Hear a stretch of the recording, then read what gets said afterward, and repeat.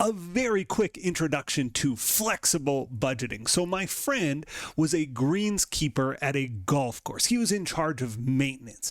And as he grew in responsibility and grew into more of a management role, they said, well, now you're in charge of this budget. And here's the budget for the maintenance of the golf course that you're going to oversee. And it's, $175,000 budget that you're overseeing. And, we anticipate the golf course is going to be open for 200 days, and you're going to have $100,000 in wages that will be available for you to spend, $50,000 in supplies, fertilizers and all the other things that go into keeping a golf course green and beautiful, and you've got assets, and we expect $25,000 of depreciation. So that is your operating budget for the year, and you'll be held to account for it, right? If things go well, you'll obviously be rewarded, and if things go poorly, you'll be measured against this static budget. This is our budget.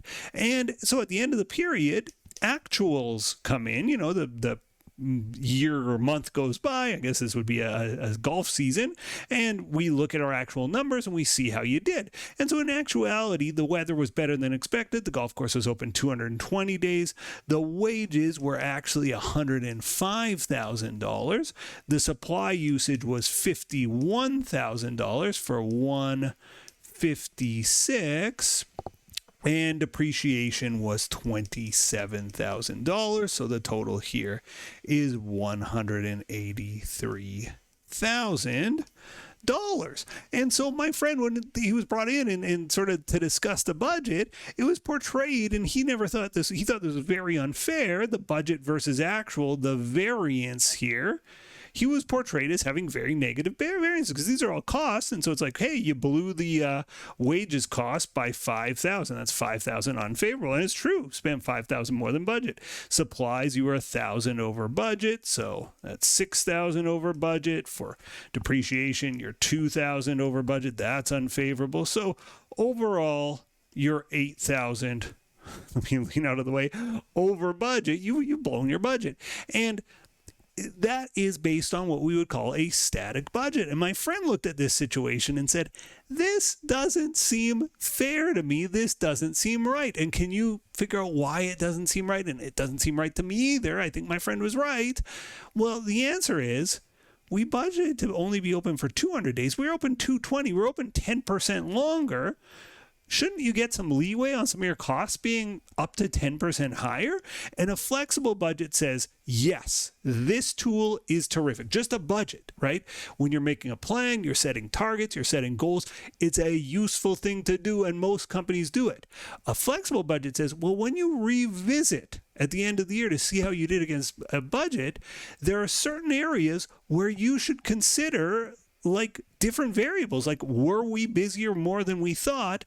If so, we should revise our budget. We should be flexible enough in our budget to say, oh, if I'm open 10% more days, I would expect 10% more costs in these areas.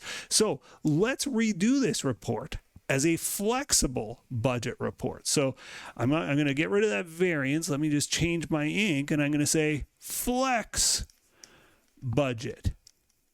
And here's how a flexible budget works. We redo the budget at an activity level, a maintenance day level of 220 days, match that to the actual. Then I pretend I don't see any of these actual numbers. Now I'm going to draw lines over it. Don't you do this. I'll erase that red ink in a minute. And what we do is we just redo our budget at 220 days. So wages were $100,000 based on 200 days. Well, that's, what is that? $1,000 a day? Is my math right there? 5,000 times 200. 200 times, oh no, I shouldn't have done the math on stream here. $500 a day in wages, not 5,000. $500 per day in wages. Supplies are $250 per day in supplies. There's 50,000 divided by 200. So if I know I'm going to be open for 220 days, and I could redo the budget, I would say, oh, well, then it's going to be, because it's a variable cost, my wages are going to be $110,000. I'm open that many more days, so of course wages are going to be higher. And supplies usage, of course I'm going to use more fertilizer if I'm open 20 more days.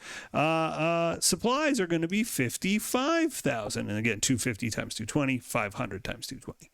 So this totals to $165. My depreciation, because it's fixed at the start of the year before I knew any better, I would say depreciation is going to be 25. Fixed costs remain the same in the flexible budgeting process. So 165 plus 25 is 190. So if before the year started, when I was making my budget, I told the people making the budget, hey, we're going to be open 220 days, they would have changed their numbers. So when I'm evaluating the performance of the greenskeeper, I should change the numbers also. So now let's compare the actual to the flex budget and get a truer variance. So my wage is 105 versus 110. I'm 5,000 favorable here. Well, my friend is 51 versus 55, 4,000 favorable. Overall, that's 9,000 favorable. 27 versus 25, again, the actual is higher than the budget. This is 2,000 unfavorable, and the grand total is 7,000 favorable. So compared to the static budget, look kind of bad for my friend. Compared to the flexible budget, looks a little better. But I hope you're seeing the purpose of a flexible budget. Purpose of the budget is clear. Let's make a plan. Great to make a plan. Flexible budget is when you're evaluating your performance, you might have to say, well, we were way busier or way less busy. What would our budget have looked like if we had known that then? So can we alter or flex the budget after the fact when it comes to evaluating how we did? That's the purpose of a flexible budget. I got a great problem waiting for you in the next video. Thanks for watching. See you there. Bye-bye. The next video in our series is right up here, and if you want a supercut of all of the videos in this series, that's the one down below.